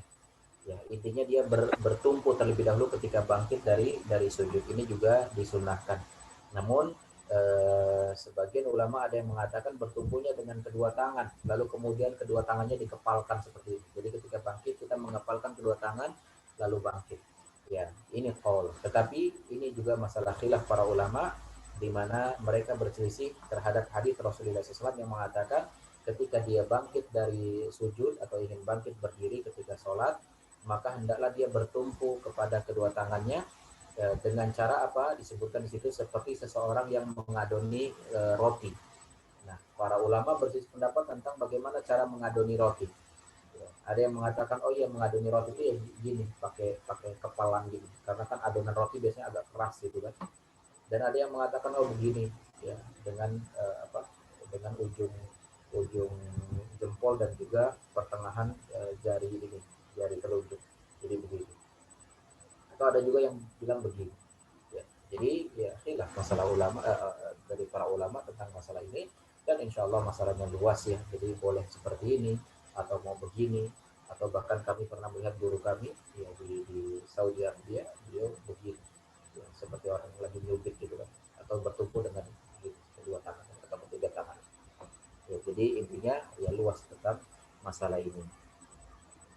Yang ke-10 annahu ayyakuna julusahu fit tasyahudaini ala maja fi hadil ahadith, yaitu hendaklah ya duduknya seseorang ketika dua tasyahud itu seperti yang disifatkan di sini. Ya, duduk tasyahud. Tentu di sini juga sudah kita jelaskan ya kalau tasyahudnya tasyahud awal maka dia duduk iftirash dan kalau tasyahudnya akhir maka dia duduk tawarruk. Allahu a'lam bishawab. Inilah dia para jamaah sekalian yang dirahmati oleh Allah Subhanahu wa taala tentang sunnah-sunnah al-fi'liyah di dalam salat yang kalau kita lakukan amalan tersebut, sunnah-sunnah tersebut, maka insya Allah kita berpahala. Dan kalaupun seandainya kita tidak lakukan, maka insya Allah tidak sampai menyebabkan batalnya salat kita karena hukumnya sunnah. Tapi kita tentu berusaha untuk mengamalkan sunnah-sunnah tersebut sehingga kemudian kita bisa mendapatkan pahala yang lebih banyak. Kemudian para jamaah sekalian yang dirahmati oleh Allah Subhanahu wa taala, ya sedikit lagi kita kasih tambahan pembahasan di sini tentang al-adhkar wal adiyah al-masyru'ah ba'da shalah, yaitu tentang zikir-zikir dan juga doa-doa yang disyariatkan untuk dibaca setelah sholat. Nah ini juga kenapa perlu dijelaskan karena banyak di antara kita yang kemudian membaca bacaan-bacaan tertentu atau zikir-zikir tertentu atau doa-doa tertentu yang itu sebenarnya tidak ada contohnya dari Rasulullah SAW. Seperti misalkan kita saksikan kebanyakan masyarakat kita ketika setelah sholat apa yang dibaca langsung Al-Fatihah. Al-Fatihah gitu ya. Dengan baca Al-Fatihah, kemudian baca ini, baca itu dan lain sebagainya yang kalau kita cek ternyata banyak yang tidak sesuai dengan ajaran Nabi Muhammad Sallallahu Alaihi Wasallam. Padahal tidak ada satupun dalil yang mengatakan bahwasanya disyariatkan baca Al-Fatihah setelah sholat. Ya, yang ada dalilnya adalah membaca Qul huwallahu ahad, Qul a'udzu birabbil falaq, Qul a'udzu birabbin nas setelah sholat. Ini ada dalilnya. Tapi kalau baca Al-Fatihah justru tidak ada. Tapi justru yang banyak diamalkan oleh para kaum muslimin zaman sekarang adalah justru membaca Al-Fatihah sehingga kemudian menyampingkan bacaan-bacaan yang lainnya yang itu sebenarnya ada dalilnya. Nah, ini kan tentu perlu diluruskan, perlu diberikan pemahaman dan kita mulai dari diri kita sendiri terlebih dahulu. Jadi apa aja sih zikir-zikir setelah sholat yang disyariatkan oleh Rasulullah SAW? Maka pertama kita sebutkan hadis dari Thauban, ya, bahwasanya dia mengatakan Rasulullah Sallallahu Alaihi Wasallam apabila beliau selesai dari sholatnya maka kemudian beliau beristighfar 3 kali. Ya, istighfar 3 kali ini maksudnya adalah ucapan astagfirullah, astagfirullah, astagfirullah. Kenapa cuma astagfirullah aja Ustaz? Enggak astagfirullahalazim wa atubu ilaih gitu kan? Ya, jawabannya adalah karena yang dicontohkan Rasul adalah astagfirullah sampai di situ. tanpa ada penambahan al-azim, tanpa ada penambahan wa atubu ilaih. Loh kenapa Ustaz nggak boleh ditambahkan? Itu bagus maknanya. Iya maknanya bagus, tapi bukan pada tempatnya. Ya, sering saya permisalkan sama ketika ada seseorang mau makan, lalu kemudian dia mengatakan Allahumma inni a'udzubika minal khubuthi wal khaba'is. Boleh nggak kita kalau mau makan baca doa itu? Pasti kita mengingkari, nggak boleh Ustaz. Kenapa nggak boleh? Itu kan doa masuk WC Ustaz. Loh kenapa nggak boleh? Walaupun doa masuk WC kan bacaannya artinya bagus. Allah, ya Allah aku meminta perlindungan dari gangguan jin laki-laki dan juga perempuan. Kan maknanya bagus. Kenapa Anda mengingkarinya? Karena bukan pada tempatnya. Ya, karena untuk doa makan bacaan doanya bukan itu. Sama seperti ini. Bukan berarti tambahan al-azim wa atubila, bukan berarti artinya nggak bagus, bagus. Cuma di tempat yang berbeda. Ya, adapun di tempat ini untuk zikir setelah sholat maka cukup mengucapkan astagfirullah, astagfirullah, astagfirullah. Jadi prakteknya ketika selesai kita salam, assalamualaikum warahmatullah, assalamualaikum warahmatullah, kemudian astagfirullah, astagfirullah, astagfirullah. Setelah itu kita lanjut dengan baca Allahumma antas salam wa minkas salam tabarakta ya dzal jalali wal ikram. Ya. Jadi bacanya Allahumma antas salam wa minkas salam tabarakta ya dzal jalali wal ikram. Sampai di situ pendek.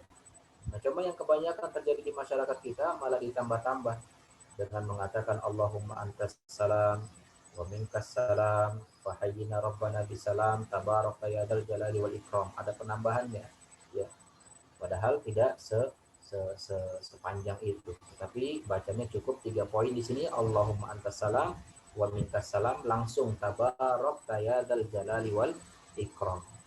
Qala al-Walid faqultu lil Auza'i kaifal istighfar? Qala taqulu astaghfirullah, astaghfirullah. Dan ini juga sebagai bukti ditanya oleh al-Walid, maka kemudian dia mengatakan kepada Imam al-Auza'i bahwasannya bagaimana Rasul istighfar ketika setelah sholat, yaitu engkau mengucapkan astagfirullah, astagfirullah, tanpa ada penambahan yang lainnya. Jadi ini yang pertama, para jamaah sekalian yang dirahmati Allah Subhanahu wa taala, tentang zikir setelah sholat, yaitu baca istighfar 3 kali, kemudian baca Allahumma antas salam wa minkas salam fa hayyina rabbana bisalam. Sampai di situ misalkan sudah Ustaz, boleh nggak? Boleh. Tapi kalau mau nambah lagi, ada lagi nih bacaannya. Apa itu bacaannya? Disebutkan dalam hadis dari Abu Zubair. Ya, bahwasannya Ibnu Zubair, ya anaknya Az-Zubair, ya yaqulu fi dubri kulli salatin, yaitu mengatakan ketika selesai sholat, ya setelah salam membaca la ilaha illallah wahdahu la syarikalah lahul mulku wa lahul hamdu wa huwa ala kulli syai'in qadir la haula wa la quwata illa billah la ilaha illallah wa la na'budu illa iyyah lahul ni'mah wa lahul fadl wa lahu tsana'ul hasan la ilaha illallah mukhlishina lahud din walau karihal kafirun. Wa qala kana Rasulullah SAW yuhallilu bihinna dubura kulli salatin. Nah, ini hadis dari Zubair, ya Zubair bin Awam, yang hadis ini diriwayatkan oleh anaknya Zubair, ya oleh anaknya Zubair yang menceritakan tentang ayahnya, yaitu Zubair. Ya, beliau menceritakan tentang ayahnya bahwasanya ayahku biasa setiap selesai sholat itu membaca la ilaha illallah wahdahu la syarikalah lahul mulku wal hamdu wa ala kulli syai'in qadir la haula wa la quwata illa billah la ilaha illallah wa la na'budu illa iyyah lahun ni'mah wal fadl wal thana'ul hasan la ilaha illallah mukhlishina lahud din walau karihal kafirun. Dan beliau menisbatkan ini adalah dari Rasulullah sallallahu alaihi wasallam. Jadi ini juga tambahan bacaan zikir setelah salat.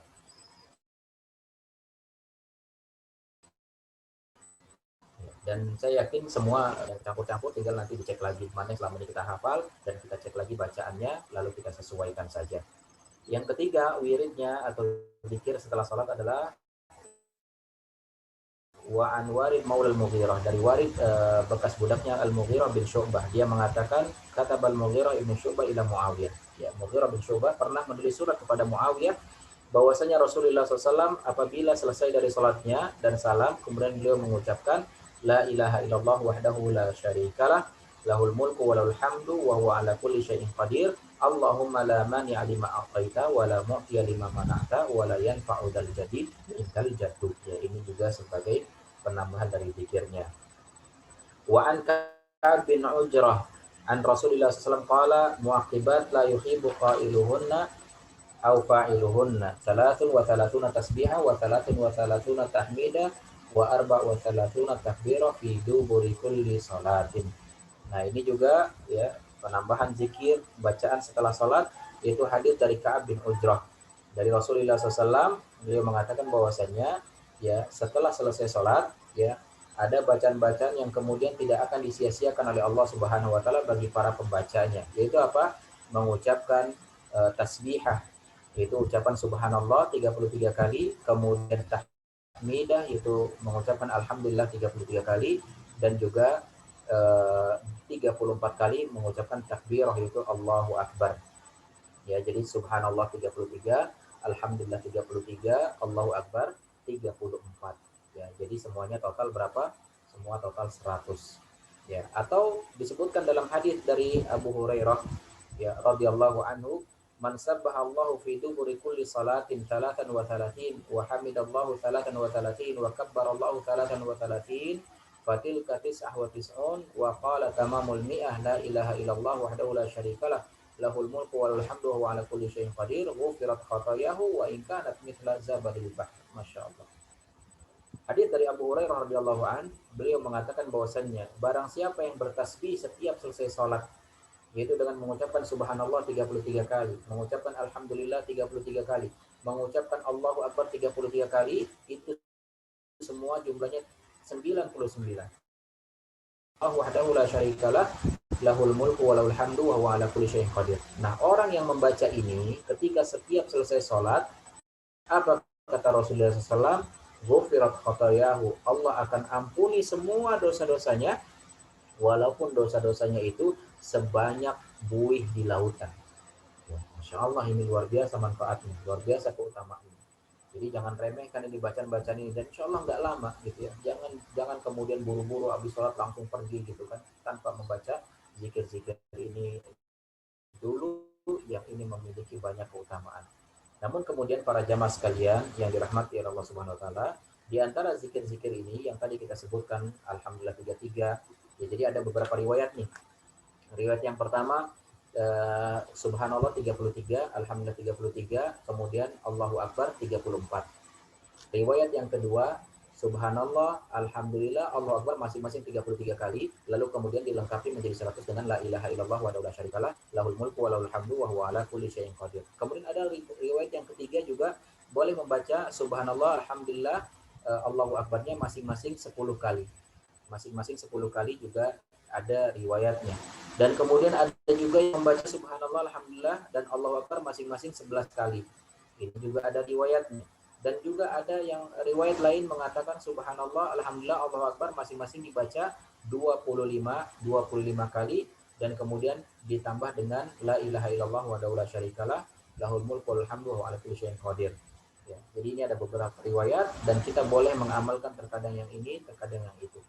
Ya, jadi boleh masing-masing 33 kali, boleh masing-masing 33, dan yang Allahu Akbar 34, yang masing-masing 33 kali ditutup dengan la ilaha illallah, boleh juga masing-masing 10 kali, boleh juga masing-masing 11 kali, boleh juga masing-masing 25 kali, yang kesemuanya kemudian ditutup dengan la ilaha illallah wa la syarikalah lahul mulku wal hamdu wa huwa ala kulli syai'in qadir. Jadi boleh ya kita terkadang mengamalkan ini dan terkadang mengamalkan ya yang satunya dalam rangka mengikuti sunnah Rasulullah Sallallahu Alaihi Wasallam. Yang kelima, wa an Mu'ad bin Jabal qala akhadha Rasulullah sallam yawman biyadi faqala li ya Mu'ad wallahi inni la uhibbuk faqultu bi abi anta wa ummi wallahi inni la uhibbuk qala ya Mu'ad inni usika la tada'anna an taqula dubura kulli salatin Allahumma a'inni ala dzikrika wa syukrika wa husni ibadatik. Dan juga dalam hadis ya ini juga bacaan zikir setelah sholat, di mana Rasulullah SAW pernah memegang tangannya Mu'ad bin Jabal, lalu kemudian Rasul mengatakan, wahai Mu'ad, demi Allah aku mencintaimu. Maka kemudian Mu'ad pun mengatakan, demi Allah aku pun mencintaimu ya Rasulullah. Kemudian Rasul mengatakan, wahai Mu'ad, janganlah engkau pernah meninggalkan membaca doa setiap selesai sholat, yaitu doa Allahumma a'inni ala dzikrika wa syukrika wa husni ibadatik, yang artinya ya Allah, ya bantulah aku untuk senantiasa mengingat kepadamu, untuk senantiasa berzikir kepadamu, dan untuk senantiasa bersyukur kepadamu. Ini juga termasuk zikir setelah sholat. Yang keenam adalah dari Abu Umamah, bahwasanya Nabi Muhammad SAW bersabda, man qara'a ayatal kursi dubura kulli salatin maktubah lam yamnahu min dukhulil jannah illa an yamut. Jadi zikir berikutnya adalah hadis dari Abu Umamah, bahwasanya Nabi Muhammad SAW bersabda, siapa yang membaca ayat kursi setiap selesai sholat, ya setelah sholat wajib tentunya, maka apa kata Rasul, tidak ada pembatas bagi dia untuk memasuki surga kecuali kematian. Ya, dalam artian kalau sudah meninggal maka dia akan masuk surga. Ini bagi yang merutinkan membaca ayat kursi setelah bin Amir, ya dia mengatakan amaroni Rasulullah SAW an aqra'al bil muawwidat dubura kulli salatin. Kemudian juga dari Uqbah bin Amir, beliau mengatakan kami diperintahkan oleh Rasulullah SAW untuk membaca al-muawwidat. Al-muawwidat itu qul huwallahu ahad atau qul a'udzu birabbil falaq, qul a'udzu bin nas. Ya, dan kemudian ditambah qul huwallahu ahad. Ini juga disunnahkan. Ya. Kemudian yang terakhir, an Ummu Salamah anna Nabi sallallahu alaihi wasallam kana yaqulu idza shalla subha hina yusallim Allahumma inni as'aluka ilman nafi'an wa rizqan thayyiban wa amalan mutaqabbala. Kemudian juga disunahkan ketika kita selesai sholat subuh, ya ini khusus untuk selesai sholat subuh, maka ditambahkan zikir atau doa, Allahumma inni as'aluka ilman nafi'an, ya Allah aku memohon kepadamu ilmu yang bermanfaat, wa rizqan thayyiban, dan juga rezeki yang baik, wa amalan mutaqabbala, dan juga amalan yang diterima.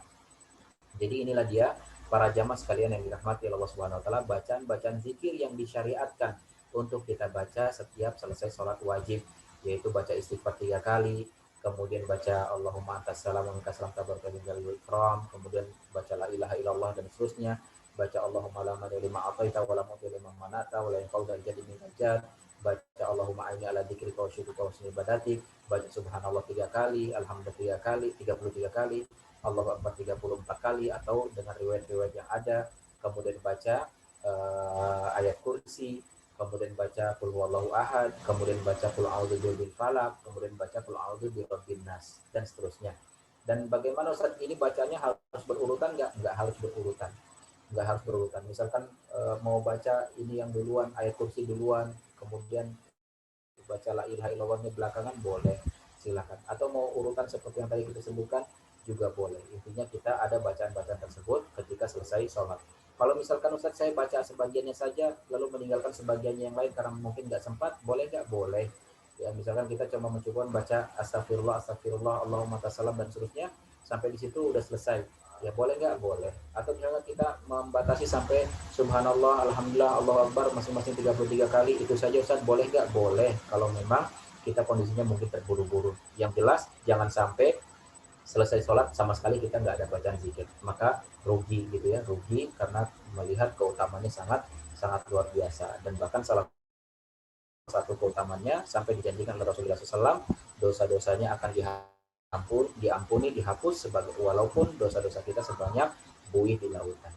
Ya, jadi ini dia para jamaah sekalian yang dirahmati Allah Subhanahu wa taala. Saya rasa waktunya sudah habis. Tinggal kemudian setelah ini kita bertanya jawab ya semampu saya tentunya.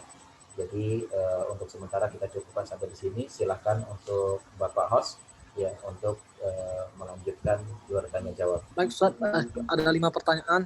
Yang pertama, barakallahu fikum Ustaz atas ilmunya, bagaimana hukumnya jika terbesit sedikit keraguan saat bertayamum? Ragu karena debu yang dipakai sudah benar-benar sudah mencukupi untuk tayamum atau masih kurang?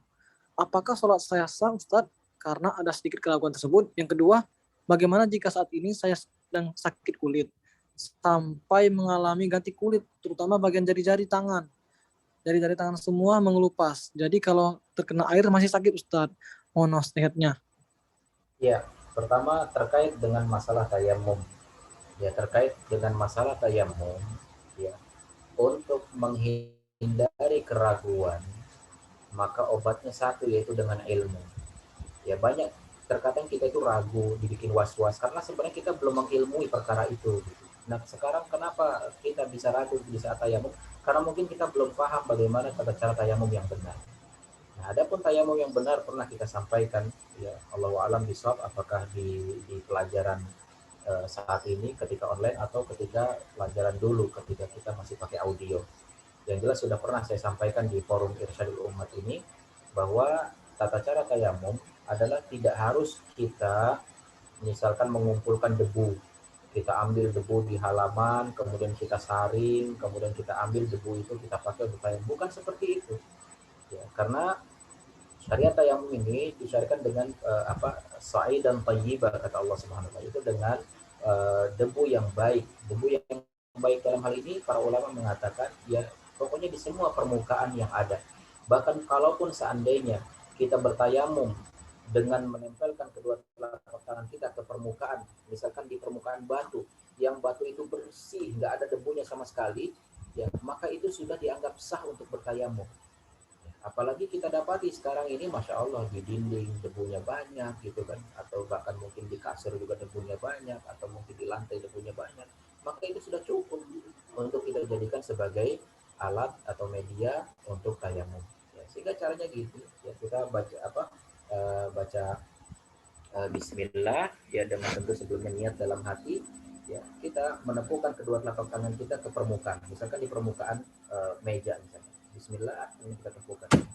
Kemudian kita tiup, lalu kemudian kita usapkan kedua wajah kepada wajah kita, dan kemudian kita usapkan punggung telapak tangan kanan dan punggung telapak tangan kiri. Selesai tayamum. Atau dengan cara yang kedua, Bismillah, kita tepukan kedua telapak tangan kita tiup, kemudian kita usapkan ke punggung telapak tangan kanan, punggung telapak tangan kiri, kemudian wajah. Jadi wajah boleh didahulukan atau boleh diakhirkan. Nah, hanya begitu tata cara tayamum. Nah, ini terkadang timbul keraguan karena mungkin kita ragu, aduh jangan-jangan debunya belum banyak nih, atau jangan-jangan debunya ada najisnya atau apa. Enggak seperti itu.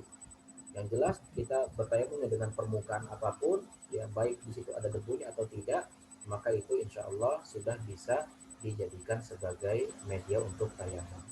Nah, kemudian yang kedua terkait penyakit yang diderita tadi. Pertama ya saya doakan untuk antum yang belajar, yang bertanya, dan juga untuk semua akhwat, semua teman-teman yang di sini yang memang sedang mengalami sakit, kita doakan laba sabahur insyaallah, mudah-mudahan menjadi penggugur dosa, dan mudah-mudahan Allah memberikan kesembuhan dengan kesembuhan yang tiada meninggalkan bekas, ya, kesembuhan yang cepat insyaallah. Amin ya rabbal alamin. Nah, terkait penyakit tadi, kalau memang ia keadaannya dia tidak bisa terkena air. Kalau terkena air, ya mungkin penyakitnya akan bertambah parah atau minimal akan memperlambat kesembuhannya. Maka di saat itu disyariatkan bagi dia untuk menggantinya dengan tayamum. Boleh dengan tayamum.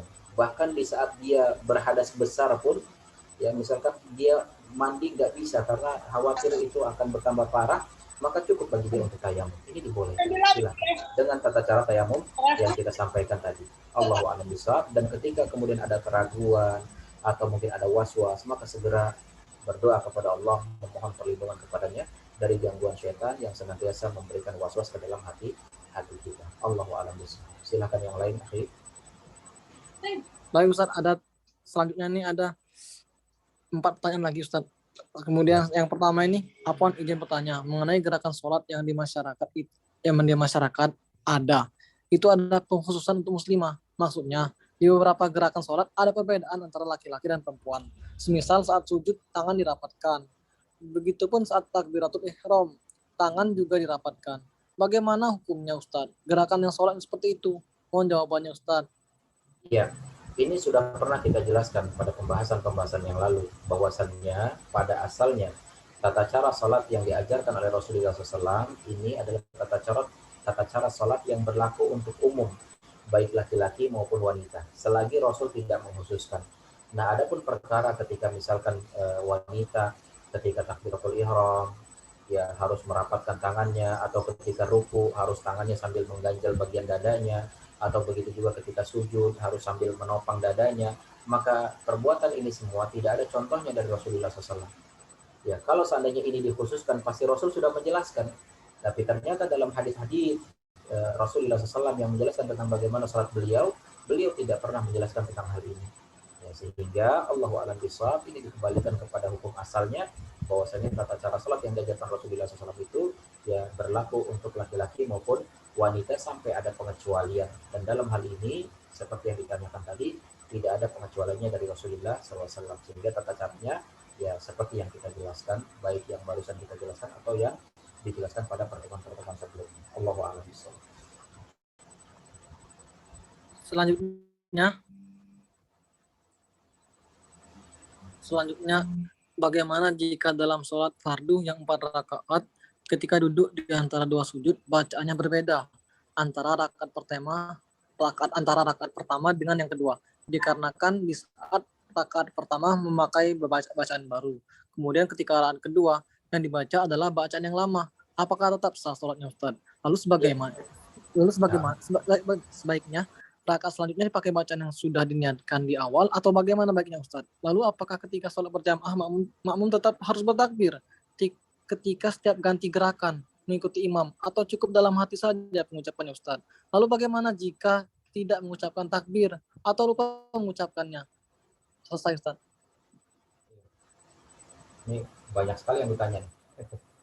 Ya, yang pertama tadi terkait perbedaan bacaan. Selagi bacaannya adalah bacaan yang memang disyariatkan, maka itu nggak apa-apa, bahkan baik. Sebagaimana yang tadi saya sampaikan bahwa ya boleh kita terkadang membaca yang ini, boleh terkadang membaca yang satu lagi jika memang dalam satu gerakan atau satu kegiatan dalam sholat itu ada beberapa versi bacaan. Seperti misalkan bacaan sujud tadi, ya kita katakan ada beberapa seperti bacaan sujud Subhana Rabbiyal A'la, ada bacaan sujud Subhana Rabbiyal A'la wa bihamdi, ada bacaan sujud Subuhun Kudusun Rabbul Malaikati wa Ruh, ada juga bacaan sujud Subhanakallahumma wa bihamdika Allahumma ghfirli. Nah, gimana Ustaz kalau kita sujud misalkan di rakaat pertama sujudnya baca Subhana Rabbiyal A'la wa bihamdi. Rakaat kedua kita baca Subuhun Kudusun Rabbul Malaikati wa Ruh. Rakaat ketiga kita baca Subhanakallahumma wa bihamdika Allahumma ghfirli. Jawabannya boleh. Boleh, ya. Karena memang itu bacaan sujud dengan beberapa versinya, dan Rasulullah SAW ya terkadang mengamalkan ini, kita terkadang melakukan yang itu, dan kita juga demikian dalam rangka mengikuti sunnah Rasulullah Sallallahu Alaihi Wasallam. Dan tidak perlu juga diniatkan kita nanti rakaat pertama baca ini, rakaat kedua baca itu, enggak juga gitu kan, ya otomatis aja gitu kan. Jadi seperti itu, jadi tidak berpengaruh kepada sholatnya dia insya Allah, kecuali kalau yang dia baca adalah bacaan yang diada-adakan. Ya, bacaan yang diada-adakan, misalkan sujud, ya seharusnya baca Subhan Rabbil A'la, dia malah baca Qul huwallahu ahad, Allahu samad, lam yalid walam yulad, misalkan gitu kan, maka ini tidak boleh, terlarang. Ya, atau misalkan ketika sujud, ya di saat sujud seharusnya baca Subhan Rabbil A'la, dia bilang Sami Allahu liman hamidah, ya ini tidak boleh. Atau bacaan Allahumma sholli ala Muhammad wa ala ali Muhammad, ya ini tidak boleh. Ya, ini namanya perkara bid'ah. Ya, perkara bid'ah yang memang tidak sampai membatalkan sholat, tapi paling tidak dia berdosa karena dia memasukkan sesuatu yang bukan bagian dari sholat. Ya, ini yang pertama. Terus yang kedua apa tadi ya, Anak nggak hafal pertanyaan. Yang tadi ini Ustaz, kalau setiap ganti gerakan mengikuti imam, apakah harus terus bertakbir atau dalam hati saja gitu Ustaz? Iya, setiap gerakan yang memang di sana diharuskan untuk takbir, maka kita harus mengucapkannya, ya. Harus mengucapkan takbir Allahu Akbar. Nggak boleh diucapkan dalam hati, karena kalau dalam hati bukan ucapan namanya. Dan ucapan Allahu Akbar itu, kalaupun misalkan ya kita bermakmum di sholatnya, berarti kan suara kita nggak keras seperti imam gitu, maka ya tetap kita ucapkan dengan suara pelan, bukan dalam hati, tapi dengan gerakan lidah kita. Bahkan ini berbahaya kalau seandainya cuma dalam hati gitu kan, bisa merusak sholatnya. Tapi harus diucapkan, yang namanya ucapan itu minimal lidahnya juga harus bergerak. Ya, lidahnya harus bergerak. Ya, jadi itu suatu kewajiban walaupun dia sebagai makmum. Imamnya takbir, dia ikut takbir dengan mengucapkan takbir tersebut. Imamnya i'tidal sami Allahu liman hamidah, dia mengucapkan Rabbana walakal hamdu, dan begitu seterusnya. Allahu a'lam. Berikutnya akhi, yang masih pertanyaan yang sama, maksudnya orang yang sama, masih ada nggak? Pertanyaan orang yang sama, kalau takbir lupa mengucapkan Ustaz, bagaimana? Iya, kalau lupa mengucapkan ya dia sholatnya sendiri atau sholatnya sebagai makmum. Kalau dia sebagai makmum, ya maka tidak membahayakan bagi dia, karena sholatnya dia adalah mengikuti sholatnya imam. Ya, karena sholatnya dia mengikuti sholatnya imam. Tapi kalau seandainya lupa takbir, dia sholatnya sendiri, maka Allah a'lam bishawab, dia bisa sujud sahwi nanti, sujud sahwi. Tapi kalau misalkan dia lupa takbirnya adalah takbiratul ihram, maka batal sholatnya dan dia harus mengulangi sholatnya. Allahu a'lam bishawab. Selanjutnya, ketika mau sholat, apakah niat harus kita ikrarkan dalam hati dan ketika sholat berjamaah, imam baca Al-Fatihah. Bagaimana fungsi makmum? Apakah mendengarkan? Seperti itu, Ustaz. Ya, ketika membaca niat ketika sholat, di sini sudah azan.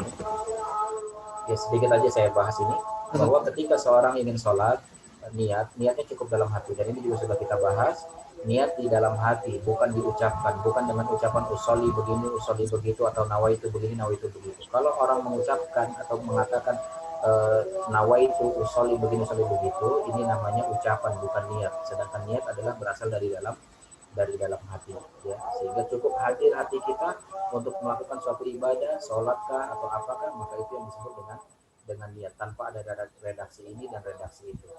Ya, Allahu a'lam bishawab. Mungkin nanti pertanyaan-pertanyaan sisanya bisa dikirimkan ke WA saya, sehingga insya Allah nanti ketika ada kesempatan akan saya balas. Insya Allah, Ustaz. Insya Allah. Ini sudah azan. Ya, Baik, langsung tutup, Ustaz. Ya, kita tutup. Boleh, Ustaz. Ya, kita tutup dengan doa kafaratul majelis. Subhanakallahumma bihamdika, asyhadu an la ilaha illa anta, astaghfiruka wa atubu ilaik.